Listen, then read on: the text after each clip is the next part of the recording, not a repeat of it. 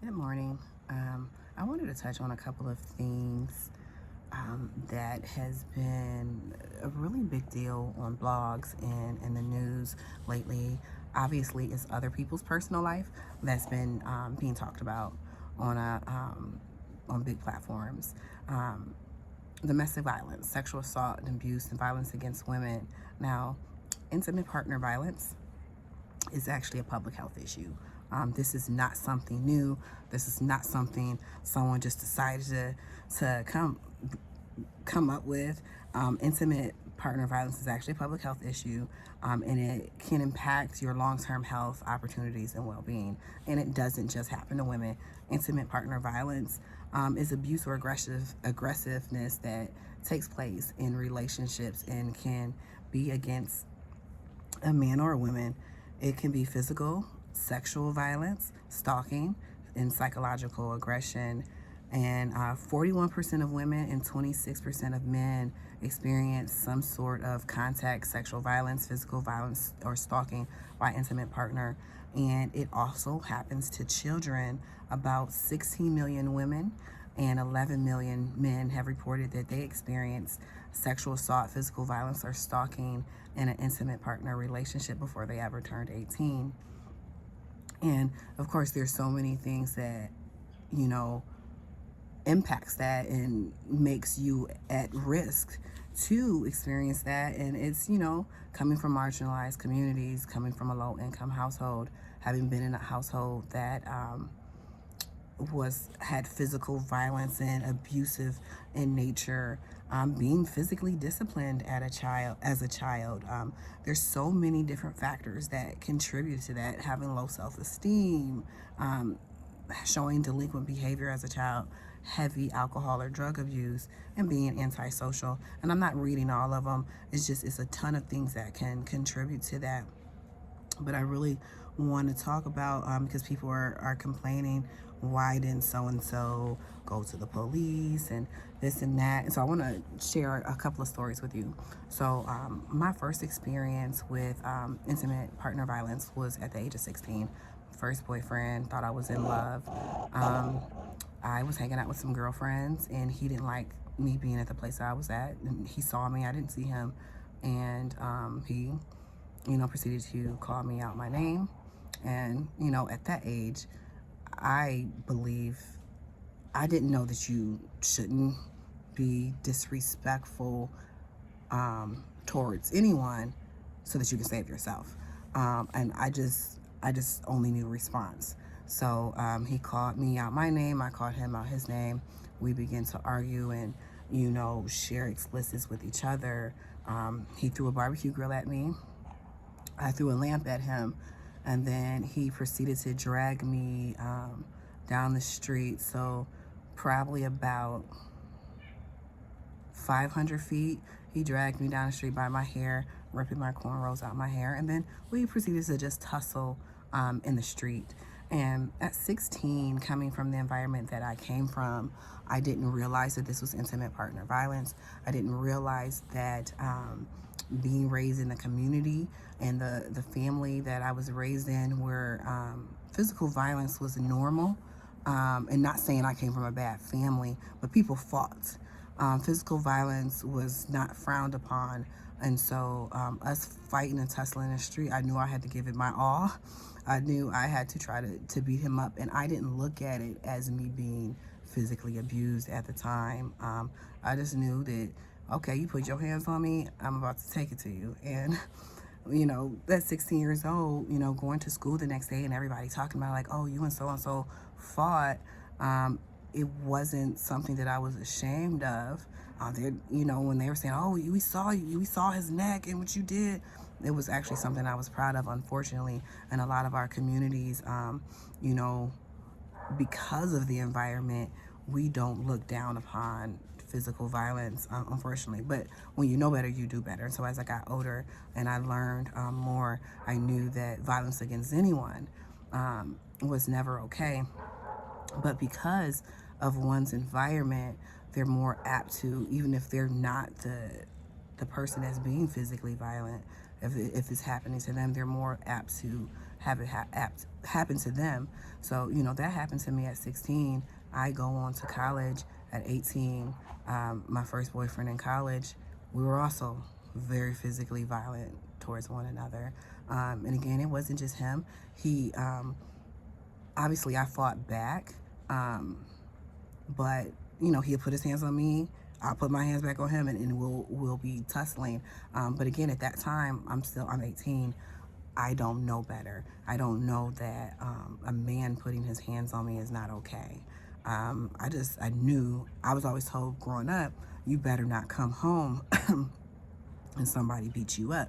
Now, it was nobody distinguished between sexes. You better not let a man beat you up. You better not let anybody beat you up. So that was that. And so throughout college, I had different experiences throughout my lifetime. The first time that I was raped, it was at the age of 18, and I didn't report it. I told one friend, and that was that.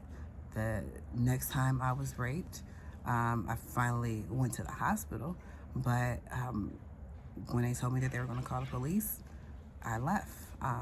But because prior to going to college, I had to sit down with a rape crisis counselor. Me and my friends did. I knew what to do. I didn't change my clothes for a couple of days. I had the same clothes on. So when I went to the hospital, did the rape kit and all that, and they had my clothes and collected those items. And I'm saying all of this to say the reason why women don't report. So when that situation happened, I knew that I couldn't get rid of my clothes. I was in a fog and a daze and just kept my clothes on. So when I went to the hospital, I gave them my clothes, got a rape kit done, and the person that raped me, I was afraid. When they said they wanted to call the police, I said, no, this person, I'm in college, this person is very popular, people like him, people are going to hate me, people are going to want to beat me up, this and that, and I didn't like attention either. I didn't want the attention on me, so I left. But I knew, they also told me that I had 20 years to report the crime. And I'm saying all that to say, when you are physically abused and assaulted, that sticks with you. It does not matter the amount of time. It sticks with you and it stays with you. I even catch myself here and there. I will go to my abuser's social media page and look and see how happily he's living his life while I am struggling sometimes mentally and spiritually because of what was taken from me. You understand? And so me having this clock in my mind, knowing that I have probably 9 months to report the crime. I know that it's an internal clock. And now whether I'm going to do it or not, that's a personal decision, but the decision is mine. And so we can't blame women for coming out years later. You don't know the mental anguish that women deal with. And you don't know how that then goes on to, if they have kids and children, you don't know how it goes on to them. And how why all of this has to do with voting. So I was in a very, very abusive relationship, so much so I had to flee the state. The person was very abusive to myself and my child, and I had to flee the state. And oftentimes women flee their abusers and they can't transfer, their addresses. So when I left, and it's a common thing, when I move, I never get my address transferred. Even now, I never get my mail transferred because I always know that there's a chance that somebody can go into my email, because it's happened. My abuser will hack my email. He'll find my address. He'll get my number. He'll get close to a family member, get my number, get close to a friend and get my number. And so it was always just me being cognizant to keep myself safe. And so that is what women also experience. So when they're fleeing their abusers and they can't transfer their address. So when you don't have a physical address, when you don't have an ID, you can't vote. So that's what that has to physical violence. I have to bring it back around. Physical violence and violence against women and men. That's what that has to do with voting. And so I encourage you guys to, I know I always say it, but I encourage you to be a little bit nicer to people, because you don't know what they might experience. I know people often look at me, oh, you're so tough, you're so strong, you've been through all of this. Never mind if that happened to you, you'll get over it. But you don't know what I'm dealing with internally. I might still continue to help people. I might still continue to speak with people, provide resources, and even detail my experiences, and maybe even laugh about it. But that is my way of dealing with it. You don't know what people are going through. And so when people have the strength to sue, when they have the strength to sue and be vocal out loud about the abuse that they experience, it's not okay to, oh, you should have reported it, you were just a hoe, this is just a money grab. None of that is okay. It's not. You don't know how people that survive abuse continue to deal with it internally. And I don't care how much therapy a person might have, you still deal with it. So I encourage you guys to just be a little bit nicer to people and try to be a little bit understanding of what their experiences were with certain individuals, or even what their experiences were throughout their childhood that made them into the person that they are. And I know some people might not like this video, but I'm okay with that. I live my life out loud. I'm always transparent, and I'm always vocal about issues that impact me directly. So, I have experience that most people would never believe on so many different things. I've gone through so much. And so I have lived experiences to talk about so many different things. And so I wanted to talk about intimate partner violence and sexual abuse against women. And I encourage all of you to continue to be nice. I encourage you guys to do some research. Look up intimate partner violence as a public health issue at the CDC. Look that up. I encourage you guys to share, encourage women to be strong, build them up.